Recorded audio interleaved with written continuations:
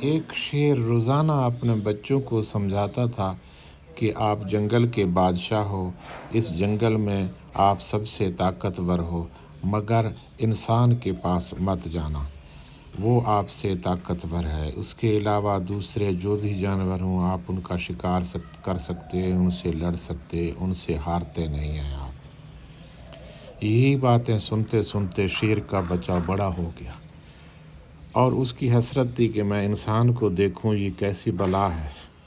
تو وہ روانہ ہوا جنگل کی طرف، اور اس نے پہلے باندر، پھر ریچھ، پھر اسی طریقے سے ہاتھی اور گینڈے، دوسرے جانوروں کے ساتھ مکالمہ کرتے رہے اور پوچھتے رہے کہ انسان ہو تم؟ وہ کہتے ہم انسان نہیں ہیں، انسان آگے آپ کو ملے گا۔ اسی طریقے سے جنگل کے تمام جانوروں سے ملتے ملاتے گھوڑے کے پاس گیا، گھوڑے نے بھی کہا انسان نہیں ہوں میں۔ اونٹ کے پاس گیا، اس نے کہا میں بھی انسان نہیں ہوں۔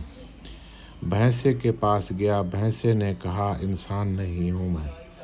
اس طریقے سے وہ بھینسا سے پھر گھوڑے کے پاس، جس جانور کے پاس وہ جاتا وہ اسے کہتا کہ آگے آبادی میں چلے جاؤ، آپ کو انسان ملے گا۔ پھر وہ ایک کسان کے ساتھ ملا جو ہل چلا رہا تھا۔ کسان سے کہا کہ میں نے آپ کے ساتھ لڑنا ہے۔ کسان نے کہا تم انصاف کون کرے گا، تم طاقتور ہو کہ میں؟ پھر کسان رسی لے کے آیا، اس نے کہا میں آپ کو باندھتا ہوں، اس کے بعد میں منصف لے کے آتا ہوں، منصف ہمارا جج ہوگا اور وہ بتائے گا کہ کون جیتا ہے۔ اس کے بعد شیر کو کسان نے بہت مارا۔ کسان نے شیر کو اتنا باندھ کر مارا کہ وہ ادموا ہو گیا، اور بڑی مشکل سے اس نے اپنا جان چھڑایا اور کسان نے پھر اس کو چھوڑ دیا۔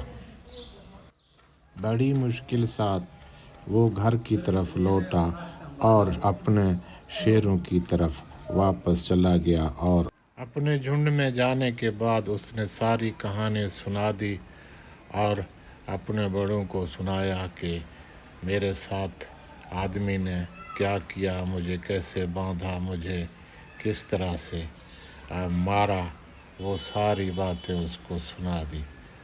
تو اس نے کہا، بڑے شیر نے کہا میں نے تو بچپن ہی سے تمہیں سمجھایا تھا کہ انسان کے پاس مت جاؤ، وہ باشعور ہے، عقل مند ہے، وہ عقل سے ہمیں ہرا سکتا ہے، اس لیے ہمیں اس سے دور رہنا چاہیے۔ اس لیے اب آئندہ خیال کرو، شکر کرو تمہاری جان بچ گیا ہے۔ بہت شکریہ۔